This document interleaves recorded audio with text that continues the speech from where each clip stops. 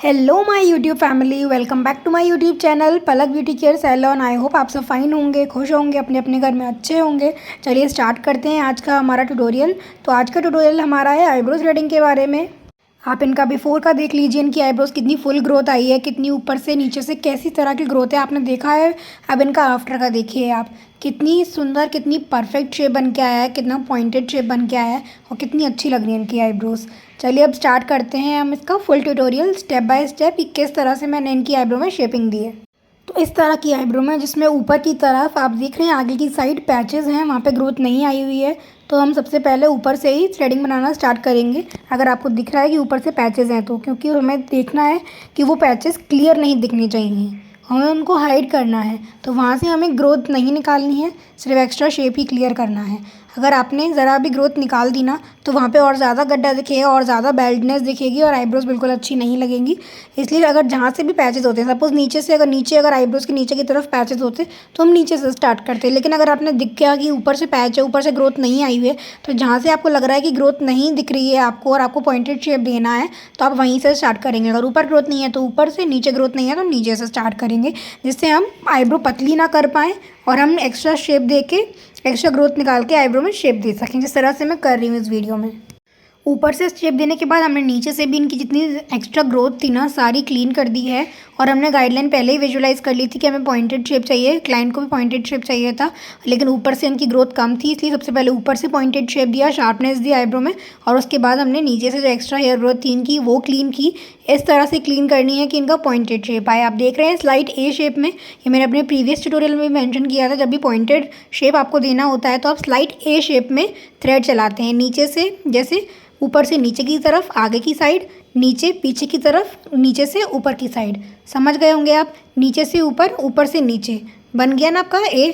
तो इसी शेप में आपको थ्रेड चलाना है। आपका pointed shape, mountain arc shape या आप जो भी कहते हैं उसको, वो शेप आपको मिल जाएगा। पॉइंट आपका क्लियर दिखेगा बिल्कुल। आप देख रहे हैं मैंने आईब्रो पहले बना दी थी, उसके बाद मैं फॉरहेड भी क्लीन करती जा रही थी। इनके फॉरहेड पे भी काफ़ी ज़्यादा हेयर ग्रोथ थी। आपको इनका फेस लग रहा होगा कितना ज़्यादा डल हो रहा है, कितना ज़्यादा टैन हो रहा है। तो हम अगर फॉरहेड की हेयर ग्रोथ क्लीन कर देंगे ना तो इनकी आईब्रो में थोड़ी क्लैरिटी आ जाएगी और फॉरहेड का जो ब्लैकनेस है ना, जो हेयर की वजह से हो रहा है, वो भी कम हो जाएगा।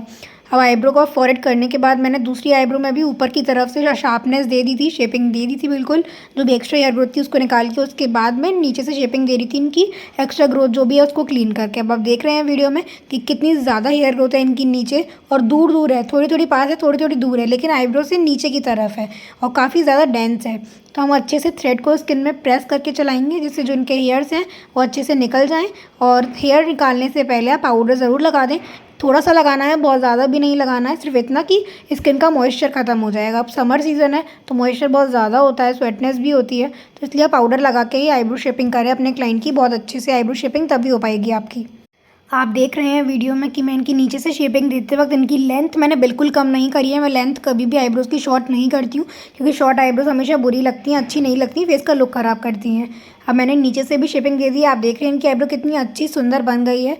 अब हम फॉरहेड भी क्लीन करेंगे इनका, लेफ्ट साइड का। तो आप देख रहे हैं राइट साइड का हमने पहले ही क्लीन कर दिया था, अब हम लेफ्ट साइड का कर रहे हैं। जो जितनी भी ब्लैकनेस है, जितने भी हेयर ग्रोथ है, पर हमें बेबी हेयर्स नहीं क्लीन करने हैं फॉरहेड क्लीन करते वक्त। ये भी एक इंपॉर्टेंट पॉइंट है जो आपको नोट करना है।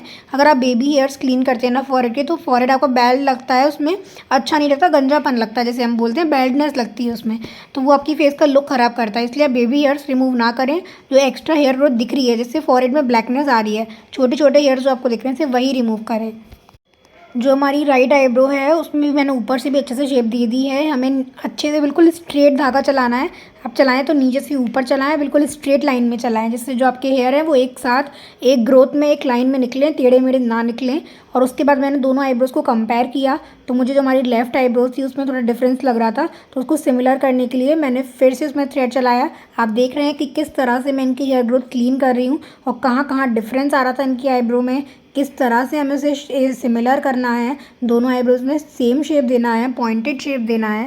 अब देखिए एक लाइन क्लीन की है मैंने इनकी आईब्रो की और कितनी सुंदर इनकी आईब्रो लग रही है। उसके बाद जो एक्सेस हेयर है ऊपर से, उसे हम सीजर से अच्छी तरह से कट कर देंगे। दोनों साइड के सीज़र से अच्छे से हेयर कट करने के बाद अब आप देख सकते हैं इनकी आईब्रो का फाइनल लुक। अगर आपको ये वीडियो ट्यूटोरियल पसंद आया हो, इस वीडियो से कुछ नया सीखने को मिला हो, तो मेरे वीडियो को लाइक ज़रूर करिएगा फ्रेंड्स। मेरे चैनल को सब्सक्राइब करना बिल्कुल मत भूलिएगा, जिससे आपको कल की वीडियो का नोटिफिकेशन टाइमली मिल जाए और आप रोज़ मुझसे कुछ ना कुछ नया ज़रूर सीख पाएँ। चलिए मिलते हैं कल नेक्स्ट ट्यूटोरियल में। Till then bye bye, take care friends, जय श्री राम, राधे राधे।